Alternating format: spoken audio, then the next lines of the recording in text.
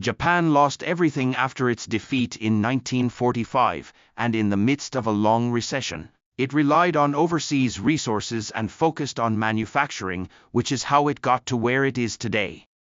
During this time, the efforts of small and medium-sized enterprises, which account for the majority of manufacturing, played a major role.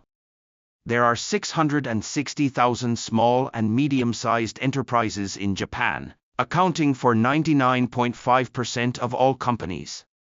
They employ approximately 6.62 million people, or 60%, and this book will introduce the activities of companies currently active in Japan, with the aim of providing reference for readers. This chart shows the overall number of small and medium-sized enterprises in recent years.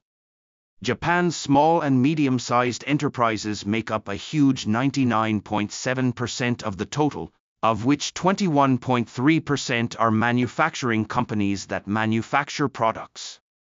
However, their sales volume is about 118 trillion yen, about 34.2% of the total manufacturing industry, and the number of employees of small and medium-sized enterprises is about 6.62 million, about 59.7%.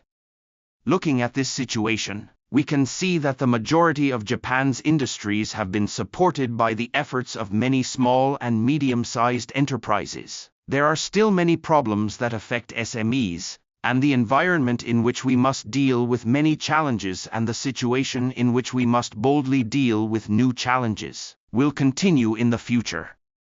In that sense, there should be many examples like these that can serve as a foundation for Japan's SMGs as well. Many of Japan's SMEs are small-scale businesses and are inferior to large companies in terms of human resources, access to information, and funding. Therefore, at the request of not only the country but also the Japanese government, the Revitalization Corporation of Japan planned a measure to revive JAL in a short period of 1 year, and the late Mr. Inamori, who became president and achieved the revival, created a group like the one shown in the figure and supported it. However, the world is constantly facing difficult problems. Especially now, when this book is being introduced, if the Trump tariffs are implemented, there is no doubt that it will have a significant impact on SMEs, and many related parties are worried. SMEs produce a wide range of products. However, in general, when it comes to mass consumer goods, large capital is invested and huge layouts are built to meet large markets. So even if an SME initially releases an innovative new product and sells it, there are many cases where the market is quickly taken over by large companies. One such example is Kankayo, a private company established in the 1990s to sell air purifiers. However, a large company entered the market and the company went bankrupt. For this reason, niche fields such as those shown in the figure have been considered effective markets for SMEs to target.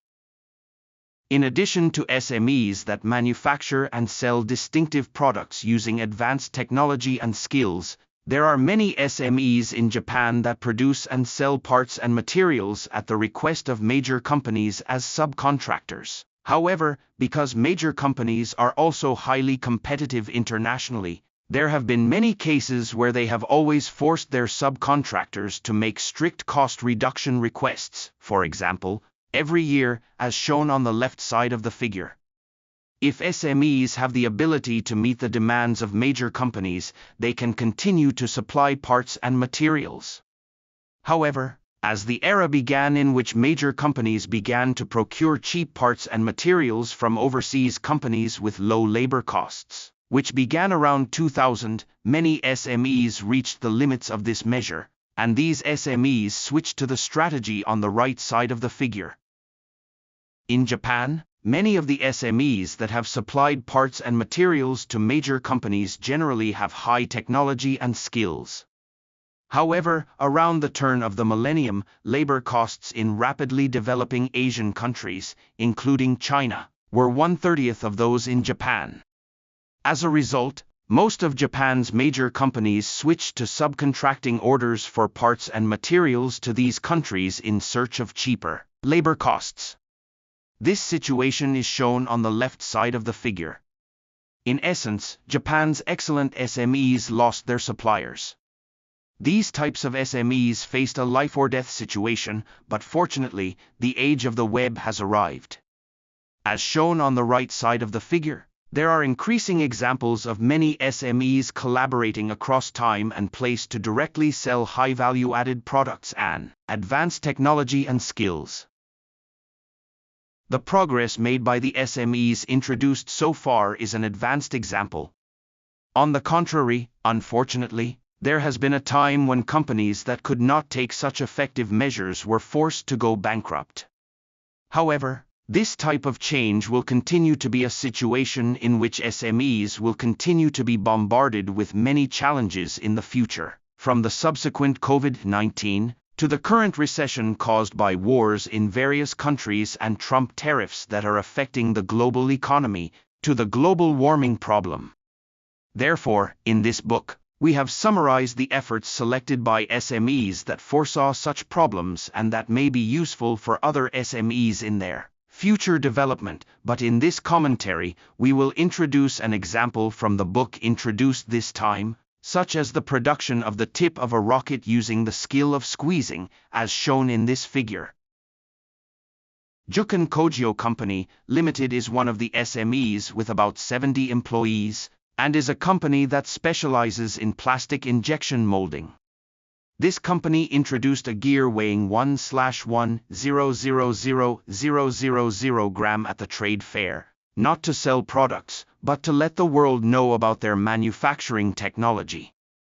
In short, the company is developing by receiving orders from famous first-class companies around the world, while also materializing its strategy to be included in the Guinness Book of Records. Dia Seiki Company, Limited is a company with about 30 employees that produces and sells precision machining jigs. The president, Mrs. Takako Suwa, left a major company to take over as president after her father, who was the president of an SME, suddenly passed away.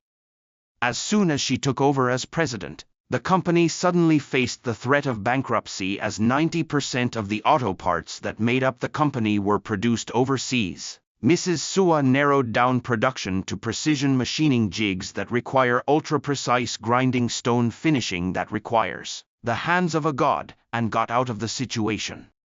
However, since the craftsmen who can do this are old, they hired young people in the service industry and successfully passed on the skills.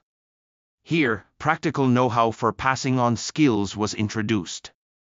In Japan, the low birth rate and aging population have made skill passing a problem, and not only has the company been awarded by the government for realizing SMEs that are highly profitable and attract young people, but many companies continue to flock to visit the company. Tsukihoshi Drill Company, Limited is also a well-known SME that has always been at the forefront of technological development in drill technology.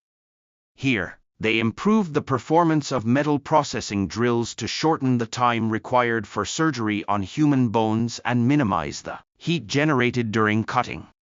This resulted in a new business venture in the medical field, which was previously considered difficult to enter. Hard Rock Industry Company, Limited is the founder of SMEs, Mr. Katsuhiko Wakabayashi. The company's method, as shown in the figure, is revolutionary. For this reason, while protecting its technology in terms of intellectual property, the company is currently receiving orders from customers around the world who require safety measures, such as for airplanes and bullet trains, where measures are absolutely necessary to prevent various accidents caused by screws loosening due to vibration. Up until now, I have mainly introduced the efforts of SMEs engaged in metal processing. Although many fields are introduced in this book, I thought that the efforts of the metal processing industry would be easy for readers to understand when referring to the efforts of each company. Now, I would like to introduce the efforts of Nippon Polyglue Company, Limited as an example of a company other than metal processing. There are many countries in the world that suffer from low wages, but this is an example of a company that has been recognized by the United Nations as an SME that has helped a country that is also suffering from drinking water problems, and has supported the industrialization of the water industry in the local area to help improve the lives of local residents. Here, I have only introduced a few examples of excellent SMEs introduced in the book.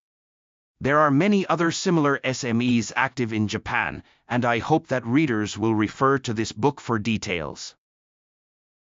Thank you very much for watching the introduction to this Kindle book.